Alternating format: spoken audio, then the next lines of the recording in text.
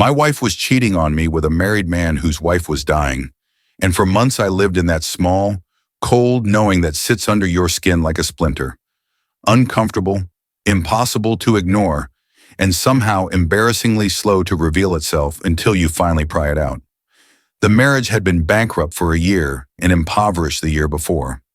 After 20+ years, you stop seeing the slow fade because love and trust become routine.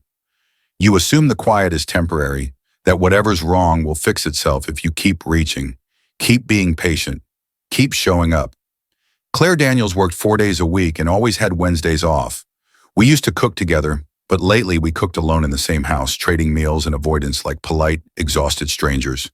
She started leaving and arriving a little before me on Wednesdays, offering clipped answers when I asked about her day, never locking her phone but somehow withholding everything that mattered. Our kids were grown and in college, which should have left room for us to become a smaller, better pair. Instead, we were two people who slept in the same bed and lived separate lives. I didn't want to be one of those husbands who rigs up cameras or slips trackers under bumpers. If she was hiding something, she'd know where to look.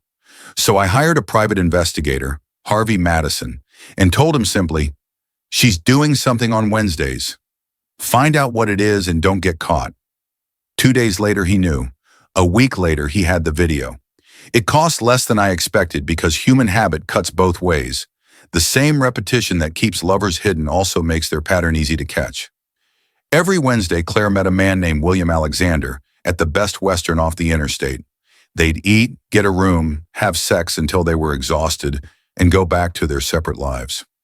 The affair had been going on for 2 years. The timing matched the emptiness I'd been feeling, and a small bribe at the front desk gave us the billing records that proved it. Bill was a successful man, owner of a large plumbing company with a fleet of trucks and the means to pay for rooms without blinking. He also had a wife who was slowly dying of multiple myeloma, which, if I'm honest, made it worse because my heart went out to her even as my blood boiled for what Bill was doing. Harvey wouldn't tell me until he had hard evidence. He knew I needed to see it to stop denying it. On a Thursday morning, he played the video in his office and left me alone with what I saw. Not a cinematic betrayal, but two middle-aged people going through the motions of secrecy, undressing like a couple that had learned the choreography of intimacy, talking about traffic and children and the small minutiae of ordinary life, while they took each other apart and put each other back together in a cheap motel room. It wasn't glamorous. It was painfully mundane, and that mundane cruelty cut deeper than any melodrama. For the first time in a long time, everything made sense. Claire's indifference, the hollow polite routines, the growing distance. Avoiding her that Thursday was easy because she'd been avoiding me for years.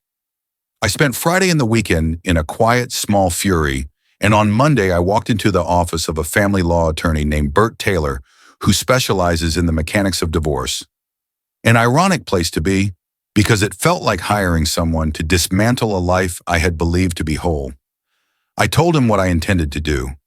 At first, he tried to dissuade me, warning that alienation of affection suits are relics that invite ridicule and rarely pay off. I told him I didn't care about conventional outcomes. I told him I wanted something else, something surgical and public and humiliating in a way that mattered. He leaned forward and smiled in the way a shark does when it smells blood. And suddenly I saw he understood not just my case, but my appetite. He told me the consequences. I would burn bridges, I would become a spectacle, and I would still owe his fees. I told him that was fine. When the documents were ready, both Claire and Bill received certified letters from the law offices of Tarner and Taylor. They both received the same letter, formal, sterile, and worded just right to make their hearts drop. It said there had been a situation requiring their immediate attention and that they were to attend a meeting on Tuesday morning at 10 a.m. sharp. We chose Tuesday deliberately. People like them, tangled in secrecy, never risk comparing schedules. Claire arrived first, right on schedule at 9:50. Bill walked in 5 minutes later. My lawyer's secretary told me later that their faces when they spotted each other were worth a week's pay. They froze like kids caught with their hands in the cookie jar, panic flickering across their faces as they sat as far apart as possible in the waiting room. She had been briefed on what was coming and had to bite the inside of her cheek to keep from laughing. I arrived precisely at 10. Their confusion was instant. Bill looked pale and Claire's mouth fell open, already forming some excuse. I didn't give her the chance. "It'll only take a moment," I said, and walked straight past them into my lawyer's office as though I owned the place. I could feel their panic following me like static in the air. A minute later, Bert Taylor's secretary called them in. "Mrs. Daniels, Mr. Alexander. Mr. Taylor will see you now." The door shut behind them with a click that sounded far too satisfying. Bert and I sat on one side of the table, with Harvey, the investigator, beside us. Across from us, Claire and Bill sat shoulder to shoulder, fidgeting and whispering. Claire tried to speak first, but Bert cut her off smoothly. "Mrs. Daniels, everything will be explained shortly." He was calm, surgical even. "Mrs. Daniels, Mr. Alexander, thank you both for coming today. As you can probably guess, there are matters to discuss. My client thought it best that we address them together." He glanced at me when he said "my client," making sure the words landed. "We're aware," he continued, "of your 2-year affair. The weekly meetings at the Best Western off the interstate. Wednesdays around noon. We know the routine. We know how long it's been going on. And Mr. Alexander, by all appearances, you've also kept this from your wife. Is that correct?" Bill didn't answer, didn't even blink, just sat there, slack-jawed, as though silence could still save him. "I'll take that as confirmation," Bert said smoothly, and slid a manila envelope across the table toward Claire. "Mrs. Daniels, this is a divorce petition. It offers the standard 50-50 division of assets, requests the sale of the house, and allows each of you to retain your own retirement accounts. My client has even offered to continue paying for your children's college tuition out of his own pocket. He's being generous. But if you decide to contest this, we'll amend the petition to cite adultery and make your activities part of the public record. Your husband is willing to spare you that humiliation, if you're reasonable." Bill's voice cracked the silence, sharp and defiant. "What proof do you have?" Bert didn't flinch. He simply turned toward the television screen at the end of the table and gave Harvey a nod. Harvey pressed play. The hotel footage filled the screen. Claire screamed, covering her face with both hands. Bill started shouting, "This is illegal! You can't record us in a private room. I'll have your licenses for this." Bert looked amused. "You may want to consult your attorney on that, Mr. Alexander. Another client of mine accidentally left his recording equipment behind in that same room the day before. He's terribly embarrassed about it. But the video exists, and beyond that, Mr. Madison here also has hallway footage of your arrival and departure, along with a clear audio recording as you left." Harvey pressed the remote again. The next clip showed the two of them leaving the room, Bill's hand firmly planted on Claire's backside, while she whispered, "You were exceptional today, love. Same time next week?" "I'm confident," Bert said. "Our evidence would hold up in court." They both went pale. "Of course," Bert added, "we don't need to worry about admissibility if we simply show the video to your wife, Mr. Alexander." The silence after that was almost holy. You could see the realization sink in, the horror of what that meant. Bill's eyes darted from the screen to the floor. Finally, in a low, shaking voice, he muttered, "This is blackmail." "No," Bert said, his tone ice cold. "This is revenge. Blackmail involves an exchange. We're not asking for anything. If we show this to your wife, it's purely to destroy your life." He slid a second envelope across the table. "This," he said, "is a draft of a lawsuit for alienation of affection. It accuses you, Mr. Alexander, of intentionally interfering in a marriage and causing measurable emotional and financial harm to my client." Bill's voice cracked again. "Please, you can't do this. My wife, she's sick. Blood cancer. She's dying. This will kill her. Please have mercy." For her sake, Bert looked at me. I didn't need to say anything. He already knew. "Mr. Alexander," he said slowly, "my client is an honorable man. He doesn't wish to cause your wife additional pain. We'll hold this notice until after her passing. In the meantime, you may keep it as a reminder of what awaits you." I leaned forward. "You'd better take good care of her, Bill. Make sure she has everything she needs. Because the longer she lives, the longer you'll get to keep your money. When she's gone, you'll lose it all. He looked nauseated. Exactly what I wanted. Claire had stayed silent through it all, tears streaking her face. When Bill slumped into silence, she finally spoke. "Henry, I'm so sorry. I don't even know why I did it.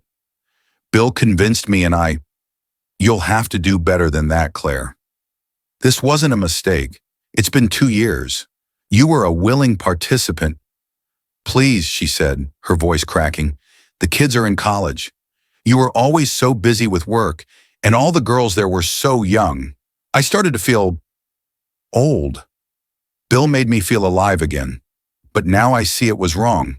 Please, let's go home. We can fix this." I shook my head. "No, Claire. Sign the papers. They're fair. Then you can chase whatever makes you feel young." "Please think of the children," she whispered. "We were supposed to grow old together. Just sign the papers, Claire." Bert pressed the buzzer on his desk, and within seconds his secretary appeared to escort Claire and Bill out. She avoided my eyes as she guided them away, probably because she didn't want me to see the tiny smile she couldn't quite suppress. When the door closed behind them, the room felt heavier. Harvey was the first to break the silence. "You okay, Henry?" I nodded. "That video you got, it hit me harder than I expected." "But no, there's no going back." Bert leaned forward, his expression unreadable. "You're still sure you want to handle Bill this way?" "Oh yes," I said quietly. "Like you told me, there's no money in a lawsuit for alienation of affection. But I'm not after money. I want something that lasts longer than that." Bert gave me a long look. "Then I hope he's arrogant enough to take the bait." And he was. Over the next months, Bill Alexander set to work protecting himself, or at least he thought he was. He sold his company to his son for $1, transferred his tools and his truck the same way, and turned himself into an employee. He sold his home to his daughter, again for $1, but kept living there rent-free. He drained his savings, signed over his 401k, and handed his children a couple of hefty checks to make it look convincing. On paper, he was broke. In reality, it was a carefully built lie, a fortress of fake generosity designed to make him untouchable if my lawsuit ever came to life. He thought he'd outsmarted me. 2 years later, his wife died, and 1 week after her funeral, he was served. When Bill walked back into Bert Taylor's office, he was smiling. Smug. The kind of smile that only comes from a man who believes he's already won. "Mr. Alexander," Bert began smoothly. "As promised, we waited. 2 years ago, we agreed to delay filing out of respect for your late wife. Now that time has passed, we're ready to proceed with the alienation of affection suit. My client lost his wife, his family, and the life he built, all because of you. It's time to pay the price." Bill's grin widened. "Good luck." Harvey pressed play on the same video we'd shown 2 years earlier. The same motel room, the same betrayal, the same faces. Bert spoke over the footage, his voice precise. "For 2 years, you maintained a weekly affair with Mrs. Daniels, meeting her at the Best Western by the interstate every Wednesday. Your actions destroyed my client's marriage, fractured his family, and permanently altered the lives of his children. The law only allows financial compensation, so we've set the claim at $300,000. You can pay now, or we can take this to court and let the world see what kind of man you are." Bill chuckled. "Go ahead." "I don't have anything you can take." "You have a house," Bert countered, "and a company." "I don't," Bill said smugly. "I sold my house to my daughter. My company belongs to my son now. I gave them both my retirement account. I'm broke. I live paycheck to paycheck." Bert didn't blink. "Then we can garnish your wages." "You can't," Bill sneered. "I just work there. My son runs it now. Without me, it'd go under in a week." He leaned back in his chair, satisfied. "Nice try." Bert adjusted his glasses. "Are you paying rent?" "Nope," Bill said, almost proud. "My sweet daughter actually gives me money. You can't touch that. It's off the books. The girl does what I tell her." Bert nodded slowly. "It seems you've been doing quite well for a man without assets. And apparently well enough to keep yourself entertained." Harvey clicked the remote again. The screen flickered to life with a new set of images. Here you are with Sarah Perkins, about 2 months after your last meeting with Mrs. Daniels, Bert narrated evenly. And here, Barbara Mina, a year and a half ago, then Jane Clarence, then Artha. The images kept coming. Different women, different motels, same pattern. Busy few years, Mr. Alexander, Bert said. Tell me, do all these women happen to be married too? Bill laughed, a deep, condescending sound. You don't get it, do you? Lonely wives need attention. I just give them what they're missing. The world is full of them. Unhappy women like your client's wife. He nodded toward me with a grin. Like yours. The air went cold. Bert's voice was steady, but his tone had a razor's edge. You cheated on your dying wife for 4 years, Mr. Alexander. You have no shame, Bill smirked. You underestimate me, Mr. Taylor. It's been more than 4. I've had plenty of women. My wife couldn't even keep track of me near the end. Too sick, too tired. I was free to do as I pleased. He leaned back, spreading his arms as if to say, see? Then the door burst open. A young man stormed in, red-faced, followed by a woman in tears. Bill's son and daughter. How could you? The son shouted. Mom needed you, and you were screwing around? His sister sobbed behind him. Bill blinked, suddenly pale. How did we find out? His son spat. Maybe from the video your lawyer friends here just showed us. The room exploded. The son was shouting. The daughter was crying so hard she could barely breathe. Mom loved you, the boy yelled. She took care of you, washed your clothes, cleaned your house, stood by you when you didn't deserve it. And while she was dying, you were with other women. Married women. Bill tried to speak, but his son cut him off. You think I can't run the company without you? Watch me. I'll make it bigger than you ever could. You're done. His sister wiped her eyes. Mom used to talk about moving somewhere smaller. She said you'd give us the house so we could have more space for the kids. She looked at him with something close to disgust. Funny thing is, I already own it. Thanks. Dad Bill's smirk was gone. He exploded, red-faced and filthy with betrayal, cursing us as he left. You sons of... You set me up. And I didn't bother to deny it. If taking credit for the thing that finally unspooled him made him feel smaller. Good. He was a piece of trash, and for once the world would make him live like one. We told him, plainly and calmly, that we'd watch him like a hawk. If his children ever transferred the house or company back to him, or returned money from accounts they now legally owned, we would be waiting with the lawsuit. You'll beg your kids for scraps, we said. You will be dependent on them for everything, he stormed out. I made a note to keep my head down. Bill wasn't the type to swing a shovel at a man who'd caught him in motel footage, but I didn't underestimate spite. Harvey kept an eye on him for a while, then less and less as the truth of his new, diminished life settled in. 2 things happened fast and quietly that felt like justice.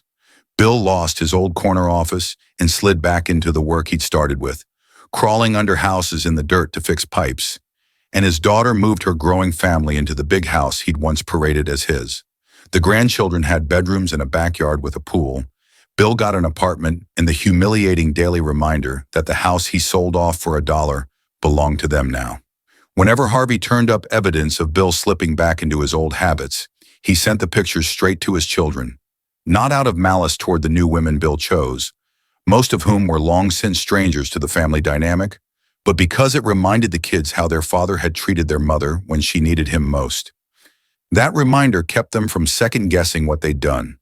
Bill spent his last years working for his son, doing the humbling, greasy labor of a life he once delegated, waiting for Social Security checks to arrive.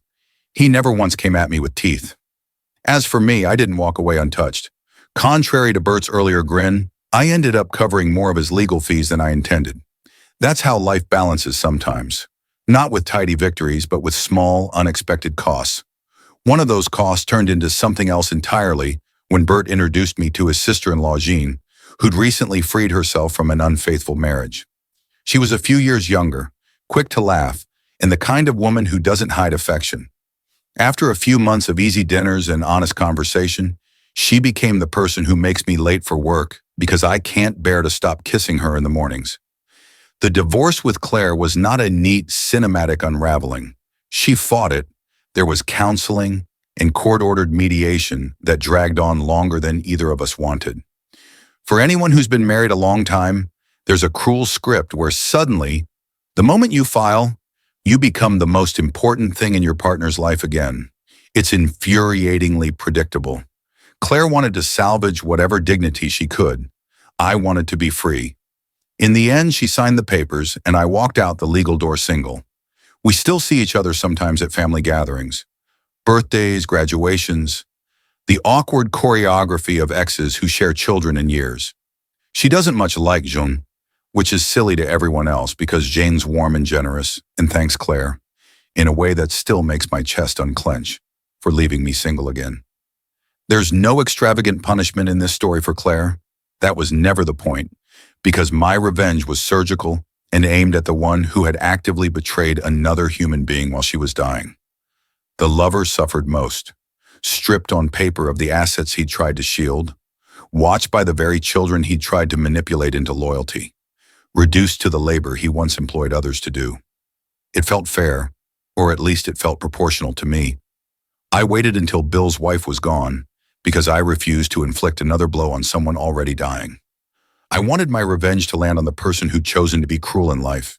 In the end, the damage landed where it belonged, on the coward who slept behind other men's backs. And whatever peace I found afterward was a small, sober thing. Not triumph so much as the quiet settling of a life that after 20 years of habit and half-truths, finally had the air cleared around it.